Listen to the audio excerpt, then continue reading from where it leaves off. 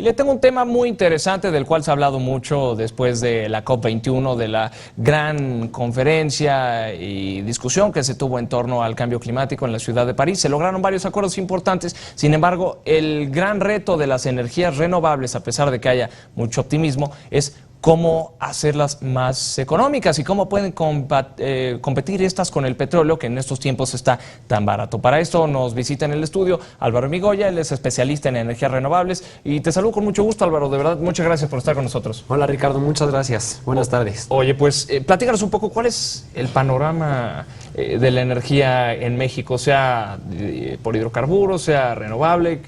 ¿Cuál es la situación? Creo que valdría la pena empezar hablando sobre la generación de electricidad en México. ¿De dónde viene la energía que estamos recibiendo en nuestras casas, comercios o inclusive la industria?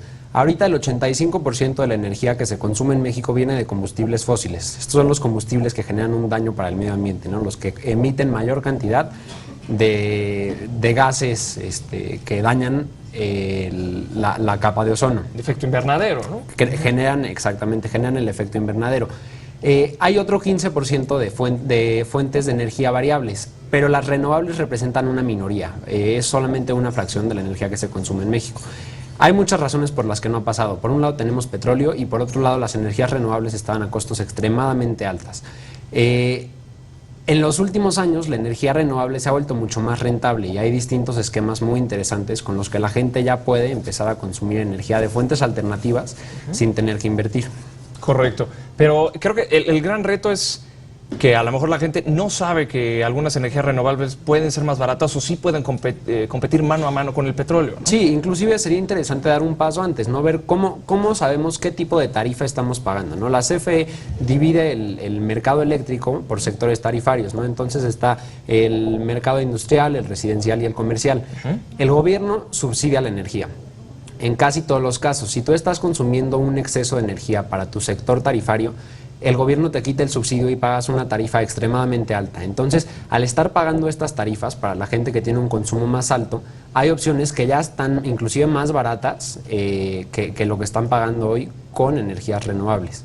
Ok, entonces esto es en caso de prácticamente cualquier hogar, ¿o es el caso de algún tamaño en particular? ¿Cómo funciona? Sí, pues por lo general las casas que están en la tarifa DAC, que es la tarifa más alta, los que consumen más de 500 kWh al bimestre, pagan una tarifa muy alta, pagan alrededor de 4.3 pesos por kWh.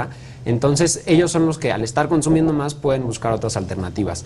Hay distintos esquemas ahorita que ofrecen suscripciones solares, específicamente para energía solar, porque ahorita estábamos hablando de renovables, pero con energía solar sin necesidad de invertir te puedes pasar a un esquema en el que pagas menos de lo que estás gastando ahorita en luz, no tienes que invertir y empiezas a consumir energía renovable de inmediato. Ok, entonces esto es, digamos, una apuesta al corto, mediano plazo. ¿Cuándo empieza a ser realmente rentable si tú decides cambiar tu suministro eléctrico? Digamos que si yo comprara energía de la CFE. Sí, pues depende. Si tú quieres invertir en la energía solar, empieza a ser rentable a partir de los 7 años, 8 años, dependiendo del tipo de instalación que hagas, estando en la tarifa DAC. Pero que es la más alta. Sí, entonces por eso es por lo que el mercado de la energía solar en México no había despegado. Tenemos muy buena radiación solar, aquí tenemos sol casi todo el año, ¿no? Entonces los paneles funcionan muy bien comparado con otros países en donde ya los ves, pero no tienen tanto sol. Entonces lo que faltaba era inversión del sector privado para que estos esquemas empezaran a surgir, ¿no? El esquema de suscripción solar. Es un esquema que ya puedes ver en Estados Unidos o en otras partes de Europa funcionando, que en México está despegando. El crecimiento es exponencial. Este último año se vio un crecimiento exponencial bajo este esquema tal cual de suscripción. Lo atractivo es que no hay necesidad de invertir, ¿no? Hay gente que sin necesidad de invertir cambia al esquema de suscripción e inmediatamente ve un ahorro. Sin embargo, yo creo que la parte más importante no es el ahorro, ¿no? Sí es más barato, pero es empezar a consumir energía renovable sin necesidad de invertir. Como bien mencionabas al principio, estuvo la COP21 hace un par de semanas en París y fue un evento histórico, ¿no? Todos los países presentes firmaron el acuerdo en que tenemos que empezar a invertir más en energías renovables y reducir nuestro impacto ambiental. Entonces ya tenemos todas las razones para empezar a consumir energías que no generen un daño al medio ambiente. Entonces, en términos de costo, pues ya es rentable empezar a apostar por la energía verde, ya sea energía solar, porque dices que tenemos una muy buena exposición al sol aquí en México. Quizás en Alemania, cuando tienes un invierno brutal, pues no es lo óptimo, ¿no? Claro. Pero entonces aquí supongamos que yo tengo un departamento con una o dos recámaras, ¿me conviene también invertir en energía solar o tiene que ser una casa mucho más grande o más pequeña? Sí, por lo general a los que les conviene son los dueños de casas que tienen un consumo más alto. Te digo, el límite, si ves tu recibo de luz, te dice el tipo de tarifa que estás pagando. Si estás pagando la tarifa DAC o más de 500 kWh al bimestre, sí te conviene pasar a energía solar. Correcto. Entonces esto poco a poco va a ir bajando mi consumo eléctrico y ya va a empezar a ser renovable. Exactamente, empiezas a consumir energía de una fuente renovable. ¿Y qué pasa con la CFE? ¿Cuál es el acuerdo ahí? ¿O qué pasa si genero yo más electricidad de la que consumo? Es muy interesante eso, porque no sería rentable si la CFE no nos ayudara, ¿no? Si tú instalaras unas baterías y, digamos, sales de vacaciones, los paneles solares van a seguir produciendo y las baterías se saturan, entonces es energía perdida. Entonces lo que la CFE permite es que tú te conectes a su red, te ponen un medidor que, digamos, gira para los dos lados, por verlo en términos sencillos, se llama un medidor bidireccional. Este registra cuánto produces y cuánto consumes. Entonces, de esta manera, o sea, tú al hacer el análisis de si te conviene poner los paneles o no, tienes que optimizar cuánta energía te conviene que sea de solar y cuánta de la red de CFE, para que nunca estés produciendo de más, pero que tampoco te falte para seguir pagando las tarifas altas que tienes, ¿no? Ya lo creo.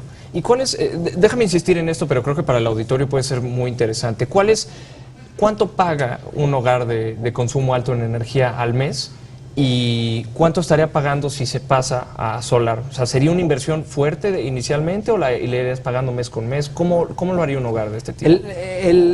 Bajo el esquema que estuvimos platicando de suscripción solar, es rentable para una casa que paga de 2.500 pesos en adelante al bimestre.